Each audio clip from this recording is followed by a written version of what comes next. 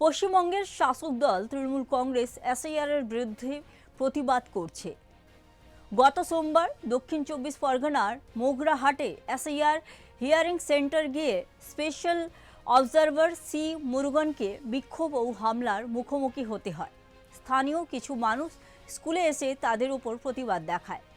Observer অভিযোগ করেছেন যে বিক্ষোভকারীরা গাড়ির লক ভাঙার চেষ্টা করেছিল এবং চালককে বের করার চেষ্টা করেছিল। এই ঘটনার পর চুনাভ কমিশন রাজ্যের পুলিশ মহানির্দেশক রাজীব কুমারকে চিঠি পাঠিয়েছে। চিঠিতে স্পেশাল অবজারভারের নিরাপত্তা নিয়ে উদ্বেগ প্রকাশ করা হয়েছে এবং জানতে চাওয়া হয়েছে যে এই ঘটনার পর কী ব্যবস্থা নেওয়া হচ্ছে।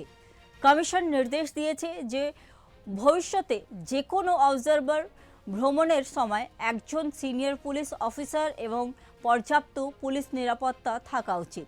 চুনাভ কমিশন মঙ্গলবার 6 জানুয়ারি সন্ধ্যা 5টার মধ্যে অ্যাকশন রিপোর্ট জমা করতে বলেছে।